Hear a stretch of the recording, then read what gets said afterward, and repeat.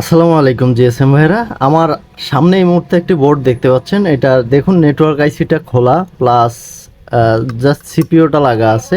Display সব খুলে রেখেছি। তো আমি এটার কাজ করছিলাম। তো এটার অবস্থাটা দেখুন। আমি আপনাদেরকে যদি মাল্টিমিটারে আগে দেখাই, সরি, পাওয়ার সাপ্লাই যদি আপনাদেরকে দেখাই তাহলে বুঝতে পারবেন। এদিকে একটু লক্ষ্য করুন। এখানে যখন আমি পাওয়ার সাপ্লাই লাগিয়ে রাখছি, অটো 5 রিডিং ওঠে আছে। তো এই যে পাওয়ার সাপ্লাই লাগানো আছে, তো এটা অটো 5 রিডিং হয়ে আছে। এটা হচ্ছে আমি ঘেটে দেখলাম যে এটার সিপিইউ প্রবলেম, অর্থাৎ এই সিপিইউটার সমস্যা। তো এই আজকের ভিডিওটা যে শেয়ার করার মূল কারণ সেটা হলো, ধরুন আমি এই যে বোর্ডটা, এটা হচ্ছে একটা নতুন কোম্পানি, মার্সেল কোম্পানির A25 একটা সেট, যেটার সিপিইউ হচ্ছে 6531E স্পেকট্রামের। তো এই সিপিইউটা আমাকে চেঞ্জ করতে হবে। তো ভিডিওটা যে শেয়ার করার উদ্দেশ্য সেটা হলো যে আমরা যে সিপিইউটা চেঞ্জ করার পর আমাদের কি কি করতে হইতে পারে সেটাই দেখাবো আজকের ভিডিওতে। তো যারা নতুন টেকনিশিয়ান তারা অবশ্যই পুরো ভিডিওটা দেখবেন, আর যারা এই বিষয়টা জানেন যে সিপিইউ চেঞ্জ করার পর আমাদের কি কি কাজ করতে হবে, যারা এই বিষয়টা অলরেডি জানেন তারা চাইলে ভিডিওটা স্কিপ করতে পারেন। তো প্রথমে আমি হচ্ছে এর সিপিইউটা চেঞ্জ করব। তো আমি আগে আপনাদেরকে সিপিইউটা উঠিয়ে দেখাই যে আমাদের যে অটো 5 রেটিং সেটা আছে কিনা, থেকে যায় কিনা। কারণ আমি এখনও সিপিইউটা ওঠাইনি। অটো 5 রেটিং এগুলো অনেক সময় নেটওয়ার্ক আইসি থেকেও আসতে পারে, যে কারণে আমি জাস্ট নেটওয়ার্ক আইসিটা উঠিয়েছি। তো নেটওয়ার্ক আইসিটা উঠিয়ে আমি এইখানে রেখেছি, পরে আমি লাগাবো। তো এইবার আমি সিপিইউটা উঠিয়ে দেন হচ্ছে আমি আপনাদেরকে পাওয়ার সাপ্লাই দেখাবো যে আমাদের অটো 5 রিডিংটা এখনও থেকে গিয়েছে কিনা। তো চলুন আগে আপনাদেরকে আমি সিপিইউটা উঠিয়ে দেখাই, তারপর আমি চেঞ্জের বিষয়টা দেখাচ্ছি।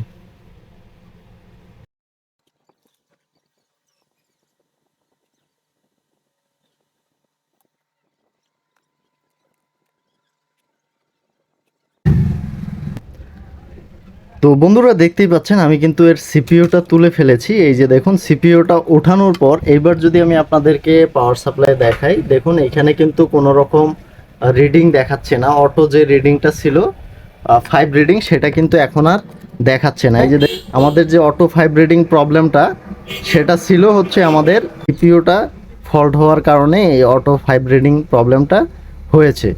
তো এবার আমি আপনাদেরকে আগে আমি সিপিইউটা চেঞ্জ করব। সিপিইউটা কিভাবে চেঞ্জ করি সেই ভিডিও আমি দেখাচ্ছি না যেহেতু।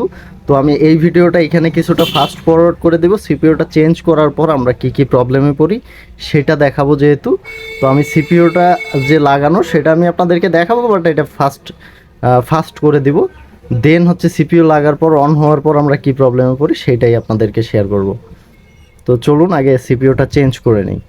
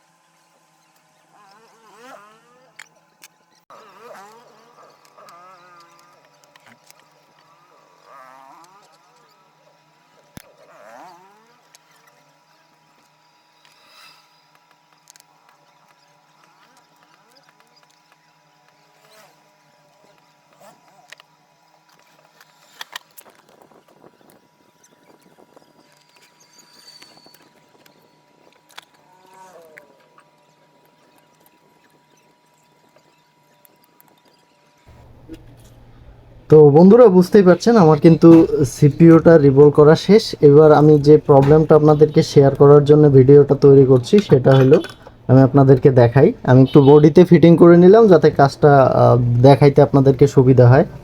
তো দেখুন আমি কিন্তু এই যে সিপিইউটা লাগিয়েছি সেটা হচ্ছে এই বোর্ডের। তো এই বোর্ডটা হচ্ছে লাভার কোম্পানির একটা বোর্ড, যে কারণে এই ফোনটা লাভা হয়ে গিয়েছে। তো দেখুন এইখানে যে প্রবলেমটায় পড়বো আমরা সিপিইউ চেঞ্জ করার পর সেটাই আপনাদেরকে শেয়ার করতে চেয়েছিলাম। তো এই যে দেখুন সিপিইউ চেঞ্জ করার পর এখন হচ্ছে আমরা 5 বা 6 চাপছি, 5 উঠতেছে। দেন আমরা যখন 5 চাপতেছি তখন মেনু বাটন আসতেছে, অর্থাৎ কিপ্যাডগুলো উল্টাপাল্টা কাজ করতেছে। প্লাস হচ্ছে আপনার আমরা যে সিপিইউটা লাগিয়েছি মানে যে ফোনটার সিপিইউ লাগিয়েছি সেটা হচ্ছে যে মাদারবোর্ডটাতে লাগিয়েছি সেটা হচ্ছে মার্সেল A25। তো যেটাতে আমি সিপিইউ লাগিয়েছি সেটা হচ্ছে মার্সেল A25, কিন্তু এইটা হয়ে গিয়েছে লাভা। তো এই যে প্রবলেমটা এইটার কিভাবে সমাধান করব সেইটা দেখানোর জন্যই কিন্তু আমরা আজকের ভিডিওটা শেয়ার করা। তো এইটার জন্য আমাকে যেটা করতে হবে এখন হচ্ছে নেট থেকে A25-এর ফাইলটা ডাউনলোড করে এইটাতে সফটওয়্যার দিয়ে দিতে হবে। তো দেখুন ফ্লাশ করতে হবে। তো এইখানে একটু লক্ষ্য করুন, এখানে কিন্তু হেডফোন লোগো আসছে। তো আশা করা যায় যে হেডফোন লোগোটা আইসিটাতেই ছিল। এরকম আমি অনেক পেয়েছি যেগুলোতে হচ্ছে আপনার ফ্লাশ করার পর এই হেডফোন লোগো বা বাটন যে উল্টাপাল্টা কাজ করা এই প্রবলেমগুলো আর থাকে না। তো আমরা এই ফোনটাকেও মার্সেলের A25 যে ফাইল সেটা দিয়ে ফ্লাশ করে দেখব। তো চলুন আগে আপনাদেরকে কম্পিউটার স্ক্রিনে নিয়ে যাই, ফ্লাশ করে যে আমাদের কাজটা হচ্ছে কিনা। তো বন্ধুরা আমরা চলে এসেছি কম্পিউটার স্ক্রিনে আসার পর এবার আমরা যেটা করব, যেহেতু এটা হচ্ছে 6531E স্পেকট্রামের সিপিইউ, সেজন্য আমি CM2 যে স্পেকট্রাম সিপিইউ ফ্লাশ করার জন্য যে টুলস ইউজ করা হয় সেটা আমি ওপেন করে নিচ্ছি। তো যারা নতুন টেকনিশিয়ান, আশা করছি যারা এতক্ষণ ধরে ভিডিওটা দেখেছেন তারা পুরোপুরি বিষয়টা বুঝতে পেরেছেন। তো দেখা যাক আমরা আসলে ফ্লাশ করে দেন আমাদের যে সমস্যাটা এখন যে উপস্থিত সমস্যাটা আছে, যে আমাদের কি বলে কিপ্যাড উল্টাপাল্টা কাজ করছে, এই সমস্যাটার সমাধান হচ্ছে কিনা সেটাই দেখব। তো বন্ধুরা এখানে দেখতেই পাচ্ছেন মার্সেলের A25-এর ফাইল কিন্তু অলরেডি একটা আমার আছে আমার নামানো। তো এটাকেও আমি সামনে এনে রেখেছি যাতে করে আপনাদেরকে খুব কম সময়ের মধ্যে বিষয়টা বোঝাইতে সক্ষম হই। তো আমরা প্রথমে চলে যাব এইখানে সিপিইউ সিলেক্ট করে দিব। দেখুন 6531E, এই যে এইখানে 6531E আছে, এইখানে আমি ক্লিক করে দিলাম। ক্লিক করে দেওয়ার পর আমি যেটা করব, ব্যাটারিটা খুলে আবার লাগিয়ে দেব। ব্যাটারিটা খুলে আবার লাগিয়ে দেওয়ার পর এখন আমি যেটা করব, এখন হচ্ছে আমি সরাসরি চলে যাব ফ্ল্যাশে। এই যে ফ্ল্যাশে ক্লিক করে দেওয়ার পর এইখানে দেখুন আমাদের ফাইল সিলেক্ট করতে বলছে।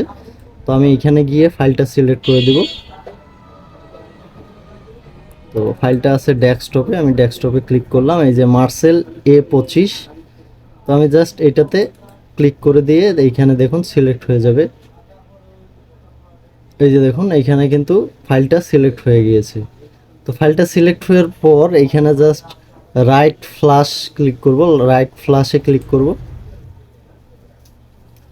তো রাইট ফ্ল্যাশে ক্লিক করার পর এবার আমি জাস্ট ইউএসবিটা ফোনে লাগিয়ে দেব।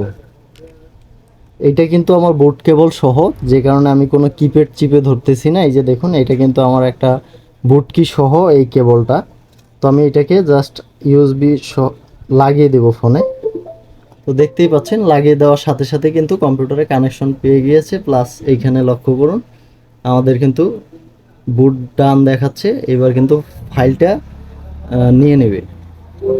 এই যে দেখুন এইখানে আমাকে বলছে ক্লিন নেওয়ার আগের যে ফাইলটা আছে, অর্থাৎ এইটাতে সিপিইউটাতে যে ফাইলটা ছিল লাভার, এই ফাইলটাকে ক্লিন করে দিয়ে দেন হচ্ছে আমাদের এই এই নতুন ফাইলটা ঢুকবে। এই জন্য আমাদেরকে বলছে যে এই ফাইলটা আপনি ডিলিট করতে চান কি না, এইটা জিজ্ঞেস করছে ক্লিন ইমেজ। তো আমরা এখানে ইয়েস করে দেব। ইয়েস করে দেওয়ার পর দেখুন এখানে এই যে এইখানে লক্ষ্য করতে পারছেন ফাইলটা কিন্তু ও রাইট করে দিচ্ছে, অর্থাৎ ফাইলটা ফোনটাতে চলে যাচ্ছে। এইখানে কয়েক সেকেন্ড অপেক্ষা করতে হয়, আমরা একটু অপেক্ষা করি।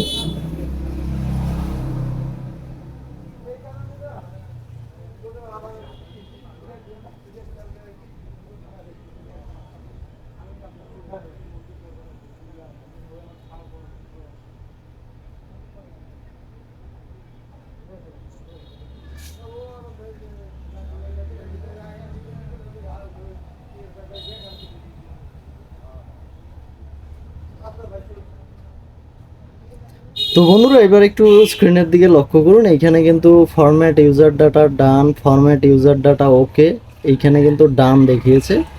তো এইবার আমরা ইউএসবি কেবলটা খুলি, ইউএসবি কেবলটা খুলে দেন আবারও ব্যাটারিটা খুলবো। ব্যাটারিটা একটু টাইট। তো ব্যাটারিটা খুলে এবার অন করে দেখি যে আমাদের যে সমস্যাটা ছিল বাটন উল্টাপাল্টা কাজ করা প্লাস মডেলটা চেঞ্জ হয়ে যাওয়া। তো দেখুন অলরেডি কিন্তু ফোনটা মার্সেল হয়ে গিয়েছে, লাভা থেকে আমাদের ফোনটা কিন্তু মার্সেল হয়ে গেল। তো একটু অন হোক, দেখি বাটনগুলো ঠিকঠাক কাজ করছে কিনা। তো দেখুন আমি যেটা বলছিলাম যে হেডফোন লোগো যেটা ছিল সেটা চলে যাওয়ার কথা, কারণ আমি এর আগেও অনেকগুলো কাজ করেছি যে এইখানে এরকম হেডফোন লোগো কিপ্যাড উল্টাপাল্টা কাজ করা এরকম হতো। তো এবার আমরা বাটনগুলো চেক করে দেখতে পারি, দেখুন কলিং বাটন ওকে আছে, দেখুন এবার কিন্তু প্রত্যেকটা বাটন ওকে আছে, এ দেখুন।